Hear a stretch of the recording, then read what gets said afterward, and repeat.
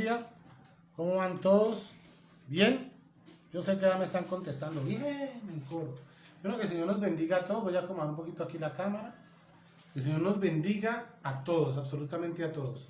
Bueno, el hermano Luis Carlos hace 8 días nos bendijo dándonos la enseñanza donde habrían 3 temas en esa sola actividad, y era, vimos la lección 26 y hablaba de la enseñanza sobre el paralítico, la enseñanza de una sola puerta y la enseñanza de aquel que oye y entiende. ¿Ven? Ese fue el tema que trabajamos hace 8 días. Quiero mandar un saludo muy especial a mi hermana Ligia Castañeda. Seguimos orando por la hermana Aura, su mamá. Seguimos orando por su salud y por la del hermano Gerardo. Me lo saluda por allá, me le da un abrazo de mi parte. Amén. Bueno, sigo contándoles. Y hoy vamos a mirar un tema bien importante dentro de este material que venimos utilizando, edificando sobre cimientos firmes. Y vamos a mirar la lección 27. Y la lección 27 nos habla de ese Jesús traicionado, ese Jesús que fue traicionado por uno de sus amigos. Miren, los fariseos y los líderes religiosos o maestros de la ley, como se hacían llamar, ellos estaban molestos, ellos estaban muy enojados porque cada vez la fama de Jesús iba creciendo, cada vez Jesús era más querido y más aceptado, sus enseñanzas eran cada vez más relevantes y los milagros que él estaba haciendo cada vez eran provocaban que la gente admirara a Jesús y dejara de prestarles atención, dejara tal vez de centrar la mirada en estos líderes religiosos de la época y empiezan a centrar su mirada en Jesús. Ellos empiezan a sentir celos. No entienden cómo es posible que Jesús diga que Él le perdona los pecados a la gente, que hable y enseñe con autoridad. En cambio, los líderes religiosos estaban mezclando las escrituras con sus propias ideas para poder controlar a la gente. Y ellos vieron que la gente confiaba más en Jesús que en ellos. Y entonces empezaron a enojarse y empezaron a maquinar, a pensar en una forma y en un plan para poder matar a Jesús. Y allí es cuando llegamos al tema que vemos en la noche de hoy. Hoy vamos a estar hablando de ese Jesús traicionado, de ese Jesús que confió en sus amigos, pero que uno de ellos lo traicionó. Y les voy a pedir el favor que abramos nuestras Biblias en el libro de Marcos, capítulo 14. Marcos, capítulo 14. Vamos a leer los versículos del 1 al 2 y dice así: 2 días después era la Pascua y la fiesta de los panes sin levadura. Y buscaban los principales sacerdotes y los escribas cómo prenderle por engaño y matarle. Y decían: no durante la fiesta, para que no se haga alboroto en el pueblo. Y aquí Marcos nos está mostrando cómo esos jefes religiosos estaban hablando y dialogando entre ellos, buscando esa forma, buscando esa manera en la que pudiesen lograr encontrar lo más mínimo, lo más pequeño, para poder tender esa trampa a Jesús, arrestarlo y matarle. Recuerden que ahí todo arranca a partir de los celos, de cómo nosotros, siendo líderes, llevando mucho más tiempo en esta tarea, somos menos admirados, somos menos. En cambio, este otro empieza a hacer y a decir las cosas de tal manera que la gente empezó a seguirlo y empiezan ellos a sentir ese celo. Miren, habían muchos judíos en todas partes, ¿ya?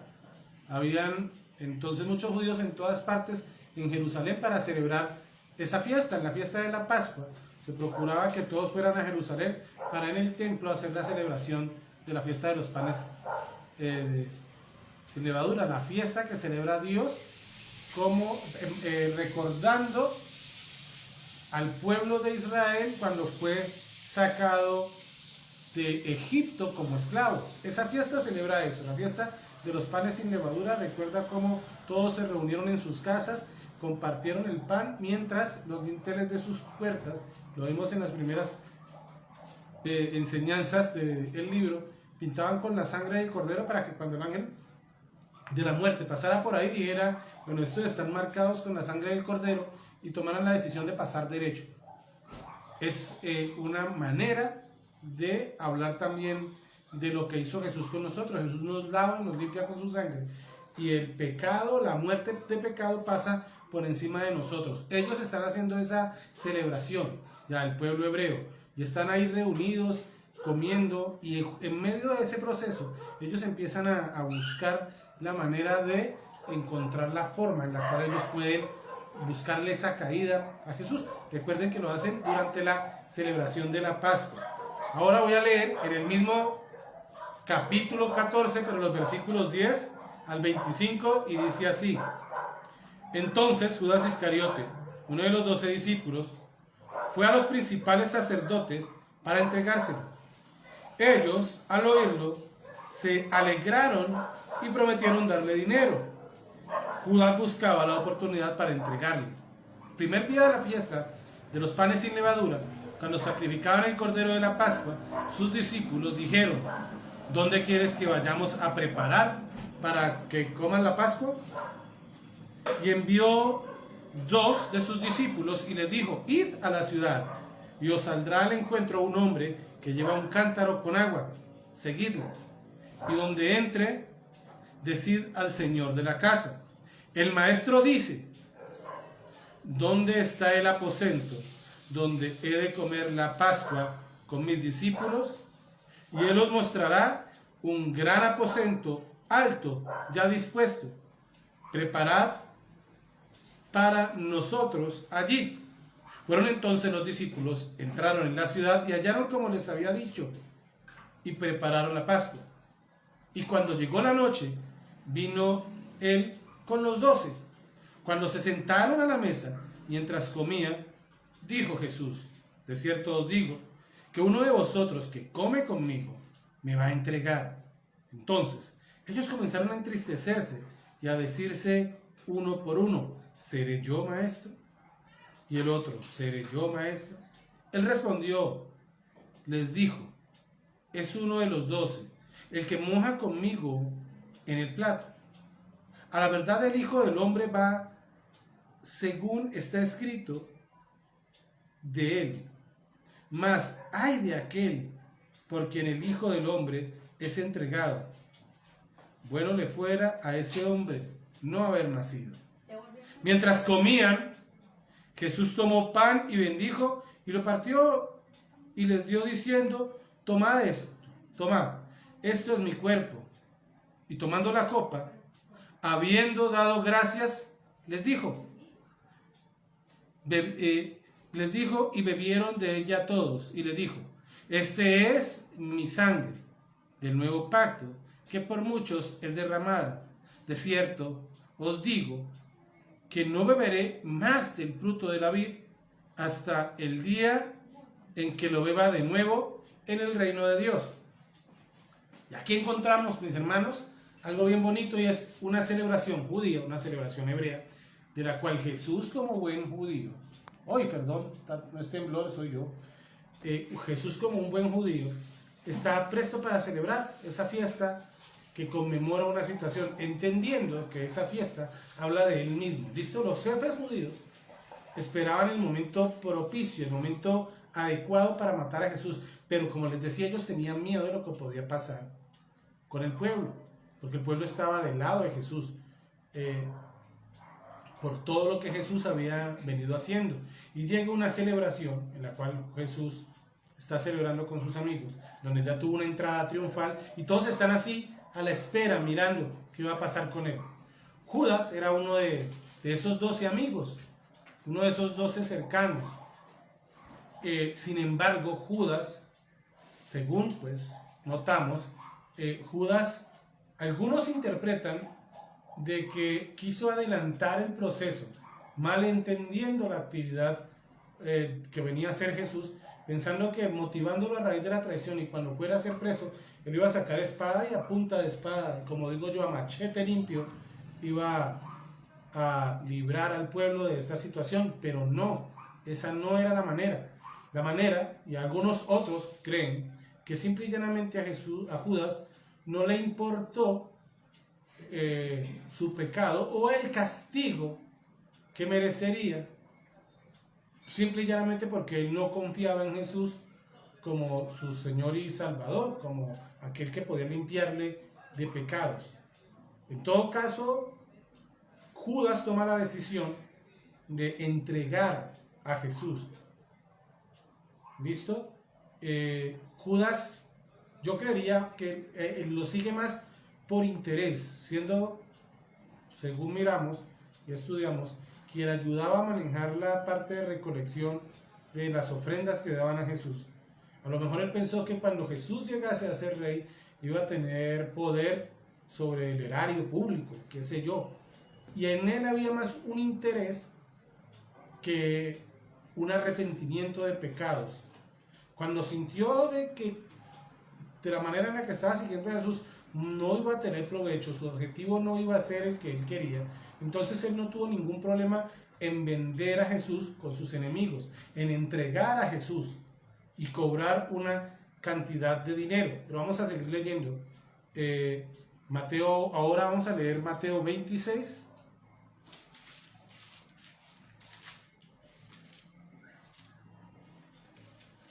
Vamos a leer a Mateo, Mateo 26. Y vamos a leerlo de los versículos 14 y 15. Y dice así: entonces, uno de los 12, que se llamaba Judas Iscariote, fue a los principales sacerdotes y les dijo: ¿qué me queréis dar? Y yo os lo entregaré. Y ellos le asignaron 30 piezas de plata. Y desde entonces buscaba oportunidad para entregarle. Miren, las 30 monedas de plata equivalían a un salario mínimo mensual. ¿Listo? A eso equivalía. Y esto ya había sido también profetizado por, valga la redundancia, los profetas, que Jesús iba a ser vendido por 30 monedas de plata. Jesús sabía, sin que nadie le dijera, que Judas lo iba a traicionar. Y aún así, Jesús muestra ese amor por Judas. ¿En qué se asemeja esto a la iglesia? Nosotros a veces, de creyentes, no actuamos con lealtad a Dios. Y aún así, Dios está expresando amor permanentemente a su pueblo. Dios está permanentemente expresando ese amor y esa lealtad a nosotros como su pueblo, aunque nosotros no estemos dándole esa expresión de amor y de confianza. Y allí, cuando nosotros estamos leyendo ahorita, que estamos leyendo en Marcos, miren, una de las demostraciones de la confianza que tenía Jesús es que cuando los judíos comían, ellos se sentaban juntos, no en mesas, claro, era en el piso, se sentaban en el piso y en el centro colocaban comida. Ellos trataban de sentarse en círculo de tal manera que todos pudieran verse. Esto me lo enseñó el hermano Luis Carlos. Cuando ellos estaban en la Santa Cena, ellos servían una sopa y la sopa estaba acompañada de vino y estaba acompañada de un pan. Y era costumbre de que partiesen el pan y la persona que era anfitrión, como una manera de confianza, era quien entregaba, era quien repartía, y aún a sus más allegados les permitía que cogieran el pan y lo humedecieran en la sopa para comerlo. Era una muestra de confianza, era una muestra de solidaridad, de amistad. Y dice, como leímos hace un momento en Marcos, que Judas, que el Señor describe literalmente, que aquel que moja su pan en mi sopa. Así era el nivel de confianza. Había tal nivel de confianza que después de entregar el pan, él reparte el vino. Cuando el pueblo judío estaban en celebraciones, ellos tomaban la copa y la entregaban. Y aunque ahora por el coronavirus no podemos hacerlo, además por higiene también, todos tomaban de la misma copa. El anfitrión tomaba primero y le daba al resto. Con eso que estaba diciendo, el sufrimiento, el dolor la carga o la alegría que yo tengo, por la cual en este momento estoy celebrando, quiero compartirla con ustedes. La razón por la cual entrega la copa es porque los está haciendo partícipes de ese ejercicio de salvación a todos y cada uno de los que están sentados con él ahí en la mesa. Y aunque le entrega a Judas, Judas cumple con la tarea que se le ha comprometido con los sacerdotes. Jesús frecuentemente se describía a sí mismo como el Hijo del Hombre. Y se refería de esa manera, entendamos esto, como una forma de verse reflejado, familiarizado con nosotros, en el sentido de su carnalidad. Porque aunque Jesús era hijo de Dios, o sea, era 100% Dios, también era 100% un verdadero hombre. Él sabía que tenía que morir conforme a lo que los profetas habían dicho en sus escritos acerca de él. Ellos habían escrito, y lo hemos estudiado, que el libertador que iba a ser enviado por Dios sería traicionado por uno de sus amigos íntimos. Y precisamente eso se estaba cumpliendo en ese momento, en ese instante, cuando estar en la Santa Cena, estar en el momento de encuentro, estar en el momento de compartir. Y es allí cuando terminan de compartir el pan y el vino donde Jesús es traicionado, repito, por uno de sus amigos más íntimos. Así como Jesús partía el pan, él también estaba hablando de esa representación. Aclaro, representación. No es una transfiguración, es una representación. La transfiguración es cuando creamos la idea de que un elemento cambia de sustancia mágicamente. Y Jesús habla de una representación. Cuando Jesús parte el pan, habla de esa representación del pan que simboliza ese cuerpo maltratado, ese cuerpo azotado por estos hombres crueles. Jesús lo permitiría para poder pagar así los pecados de todo el mundo, de todo aquel que aceptase a Jesús como Señor y Salvador. Cuando Jesús entrega el vino, era como entregar, les estaba hablando de que esa sangre que al morir se derramaría, todos, absolutamente todos los que confíen en su sangre como la paga por sus pecados, van a ser perdonados y aceptados delante de la presencia de Dios. Eso es lo que simboliza la Santa Cena. ¿Listo? Ni el vino se convierte de una manera mágica, ni el jugo, el zumo de uva, ni se convierte de una manera mágica en la sangre de Cristo, ni el pan se convierte por magia en el cuerpo. No, es una representación. Y esa representación, ¿qué significa? Repito, el pan, el cuerpo maltratado y entregado, y la sangre derramada que nos limpia de pecados. Eso es lo que simboliza, lo que significa. Vamos nuevamente a Marcos. Vamos a seguir leyendo a Marcos 14, de los capítulos 32 al 36. Y dice así, Marcos 14, del 32 al 36, dice: vinieron pues a un lugar que se llamaba Getsemaní, y dijo a sus discípulos: sentaos aquí, entre tanto que yo oro. Y tomó consigo a Pedro, a Jacobo y a Juan, y comenzó a entristecerse y a angustiarse, y les dijo: mi alma está muy triste hasta la muerte, quedaos aquí y velad. Yéndose un poco adelante, se postró en tierra y oró, que si fuese posible pasase de aquella hora, y decía: Abba, Padre, todas las cosas son posibles para ti. Abba, Padre, todas las cosas son posibles para ti. Aparta de mí esta copa, mas no hagas lo que yo quiero, sino tu voluntad. Amén. Un saludo a Angélica, un saludo a Ever y a Alba. Pero continúo. Después de este saludo, ahora sí continúo. Bueno, y estando allí nos encontramos con un cuadro bien triste. Jesús llama a ese grupo más íntimo. Él tiene los 12. En ese momento ya uno se fue, hay 11. Y dentro de esos 11, Él llama a 3, que es su grupo más íntimo, más cercano. Dice que se aleja, en algunas lecturas le dice que a un tiro de piedra, esos son más o menos unos 50 metros. Y Él se postra y empieza a orar. Y hace una petición que demuestra una parte muy humana de Jesús. Y muestran a un Jesús atemorizado, literalmente, por lo que puede estar pasando. Y dice, bueno, yo estoy aquí triste, yo aquí estoy estresado, confundido. Señor, si es posible que este tipo de... Si hay otra forma en la que yo pueda hacer mi trabajo sin tener que pasar por este momento tan doloroso, Señor, hazlo, pero que se haga tu voluntad y no la mía. Oído, miren quién lo dice Jesús. Jesús es el que está pidiendo, orando, que se haga la voluntad del Señor y no la nuestra. A veces como creyentes actuamos al revés.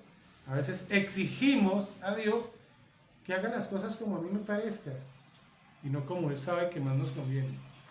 Pero bueno, ese no es el tema. Miren, para Jesús era muy difícil, humanamente hablando, hacerle frente a todo ese sufrimiento que estaba a punto de llegar a su vida. Esas cosas terribles que le esperaban, esas cosas terribles que le iban a pasar para poder darnos libertad, era algo supremamente doloroso para Él. Ese castigo por nuestros pecados, que además obviamente Él no lo merecía, era algo que lo tenía preocupado, era algo que lo tenía confundido. Aunque Jesús no quería sufrir en su cuerpo ese maltrato, Él sabía que tenía que morir como Cordero perfecto, porque eso es lo que los profetas habían hablado de Él, morir sin pecado, para librarnos a nosotros del pecado, de ese castigo justo que nosotros merecíamos, pero que Él no. Jesús estaba dispuesto y está dispuesto a seguir la voluntad de Dios. Por ende, se supone que nosotros también deberíamos estar dispuestos a seguir la voluntad de Él. Marcos 14, seguimos, de los versículos 37 al 65 dice: Vino luego y los halló durmiendo y dijo: Pedro, Simón, ¿duermes? ¿No has podido velar una hora? Velad una hora, para que no entréis en tentación. El espíritu a la verdad está dispuesto, pero la carne es débil. Otra vez fue y oró, diciendo las mismas palabras. Al volver otra vez los halló durmiendo, porque los ojos de ellos estaban cargados de sueños y no sabían qué responderle. Vino a la tercera vez y les dijo: dormid ya y descansad. Basta, la hora ha venido. He aquí, el Hijo del Hombre es entregado en manos de los pecadores. Levantaos, vamos. He aquí, se acerca el que me entrega. Y luego, hablando él aún, vino Judas, que era uno de los 12, y con él mucha gente, con espadas y palos, de parte de los principales sacerdotes y de los escribas y de los ancianos.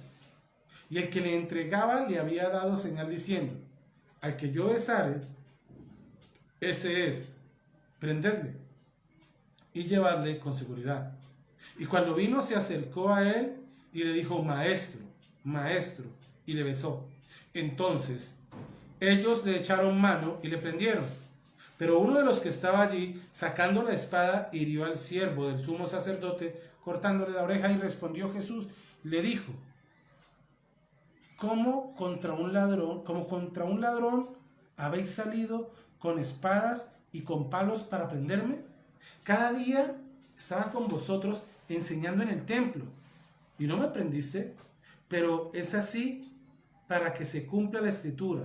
Entonces todos los discípulos, dejándole, huyeron. Pero cierto joven le seguía, cubierto el cuerpo con una sábana, y le prendieron, mas él, dejando la sábana, huyó desnudo. Trajeron pues a Jesús al sumo sacerdote, y se reunieron todos los principales sacerdotes y los ancianos y los escribas. Y Pedro le siguió de lejos, hasta dentro del patio del sumo sacerdote, y estaba sentado con los alguaciles calentándose a fuego. Y los principales sacerdotes y todo el concilio buscaban testimonio contra Jesús para entregarle a la muerte, pero no lo hallaban, porque muchos decían falsos testimonios contra él, mas sus testimonios no concordaban.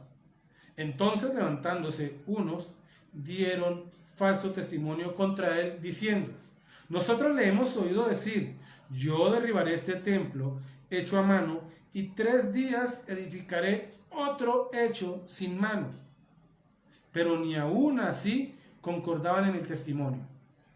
Entonces, el sumo sacerdote, levantándose en medio, preguntó a Jesús diciendo: ¿no respondes nada? ¿Qué testifican estos contra ti? Mas él callaba y nada respondía. El sumo sacerdote le volvió a preguntar y le dijo: ¿eres tú el Cristo, el Hijo del bendito? Y Jesús le dijo: yo soy. Y veréis al Hijo del Hombre sentado a la diestra del poder de Dios, y viniendo en las nubes del cielo. Entonces el sumo sacerdote, rasgando sus vestiduras, dijo: ¿qué más necesidad tenemos de testigos? Habéis oído la blasfemia. ¿Qué os parece? Y todos ellos le condenaron, declarándole ser digno de muerte. Y algunos comenzaron a escupirle y a cubrirle el rostro y a darle puñetazos y a decirle: profetiza. Y los alguaciles le daban bofetadas. Qué cuadro más doloroso, qué cuadro más entristecedor. En ese momento Jesús, lo que nos está diciendo la escritura es que Jesús es entregado a los líderes religiosos. Mire, Judas se las ingenia y maquina un plan para que ellos puedan identificarlo, porque están en medio de la noche. Judas entonces lleva a esos líderes religiosos acompañados de otros hombres que van armados. Ellos no van sin armas. Por eso Jesús les reclama: ¿de por qué es tratado como un ladrón si todo el tiempo lo vieron entrar y salir del templo enseñando con ellos y no lo arrestaron? ¿Por qué aquí? ¿Por qué de esa manera? Él llega y lo entrega por medio de un beso. Sus discípulos huyeron, desanimados, confundidos, así, asustados, así como Jesús les había dicho anteriormente. Pedro, según nos están escribiendo, Pedro le seguía, pero de lejitos, porque Pedro tenía miedo, Pedro estaba asustado de que mal también lo arrestaran. Miren, la verdad es que Jesús no cometió ningún delito por el cual pudiese ser acusado, pero los líderes religiosos lo odiaban porque querían seguir con su propósito, con su idea, su propio camino, y ellos no querían hacer caso a Dios. De esta manera se cumplió esa profecía que se había dicho siglos antes. Miren, los profetas de Dios habían dicho que acusarían falsamente al Salvador, y eso fue exactamente lo que pasó. Pusieron falsos testigos. Cuando lo acusaron esos falsos testigos, Jesús se quedó callado y no contestó nada. Pero cuando le preguntaron si verdaderamente él era el Mesías, el Hijo de Dios, Jesús dijo que sí, que eso era cierto. Cuando Jesús vino al mundo, vino como un bebé. Creación, y como hombre se entregó para ser salvador del mundo. La próxima vez que Jesús venga, el Todopoderoso, será para juzgar a toda la humanidad. Todos, dice, lo verán venir, lo escribe él, en ese día sentado con un gran esplendor sobre ese trono al lado de su Padre. A él le acusan falsamente. Cuando los judíos querían demostrar que estaban enojados o angustiados, ellos desgarraban su ropa. Y el sumo sacerdote estaba enojado porque Jesús dijo que él era Dios. Cuando por ejemplo, aquí está conectada Alba. Si Alba dice, si en la antigüedad, Alba, si tú decías, no, es que mi hijo es igual a Alejandro, o tu hijo dice, yo soy igual a mi papá, Alejandro. Entonces, Él estaba asumiendo en ese momento, en la antigüedad, que todas las características que tiene Alejandro las tiene él mismo. Por eso ellos hablaban de somos hijos de Abraham, porque Abraham es el padre de la fe. Al ser ellos, al declararse ellos hijos de Abraham, estaban asumiendo que todas las características de la fe que tenía Abraham, la tenían ellos mismos. Cuando le preguntan, ¿tú eres el Hijo de Dios? Y Jesús dice, yo soy. Jesús está admitiendo que él tiene todas las características de Dios. Y él se indigna, muestra su ira, arrancando su ropa. Todo esto sucedió precisamente como los profetas lo habían predicho. Todo lo que Dios dice se lleva a cabo. Todo lo que Dios promete a su pueblo se va a cumplir. Y va a suceder así. Hay cosas que han venido sucediendo. Nosotros podemos ver situaciones, momentos que nos pueden atemorizar, y con la situación que estamos viviendo de pandemia, aún más todavía. Amén. Bueno, mis hermanos, que el Señor los bendiga. Muchísimas gracias por llegar a este momento. Vamos a orar. Vamos a pedirle al Señor que nos permita descansar, agradecerle porque nos permitió llegar a este momento en la noche. Amadísimo Dios y Padre Celestial, a ti, Señor, la gloria. A ti, Señor, la honra, la alabanza, la adoración y la exaltación, Señor. Padre Celestial, oro en esta noche, Papito Dios, por aquellas personas que no te han aceptado como su Señor y Salvador. Oro, pido, clamo a ti, Señor.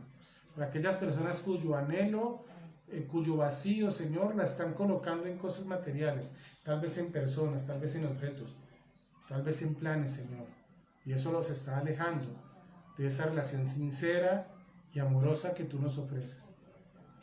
Padre Celestial, dame la sabiduría, Señor. Dame el entendimiento para hablar a esas personas y mostrarles que tú eres un Dios único, verdadero, amoroso, Señor. Un Dios lleno de misericordia. Bendice esta noche, Padre Celestial, a todos y cada uno de mis familiares, hermanos, amigos, Señor. Hermanos de la iglesia, familiares, Señor, absolutamente a todos. Bendice, Señor, la iglesia Filadelfia. Señor, te pido por la salud de Plinio, te pido por la salud de Marixa, de todos los hermanos y hermanas, Señor, de nuestra iglesia Filadelfia. Protégenos y guárdanos en el nombre de Jesús. Te pido también por la salud de Marta, Señor, para que seas tú sanando su cuerpo, en el nombre de Jesús. Amén, amén y amén. Mis hermanos, que el Señor los bendiga. Saludos a la familia y recuerden escribirnos al WhatsApp o escribirnos a Messenger o en Facebook cuáles son los motivos de oración que tienen para el culto de mañana. ¿Listo? Que el Señor los bendiga, que el Señor los guarde. Saludos a la familia Yamilet. Me encanta, linda, que esté mejor tu abuela. Me saludas a mi tío y al resto de las primas. Que el Señor te bendiga.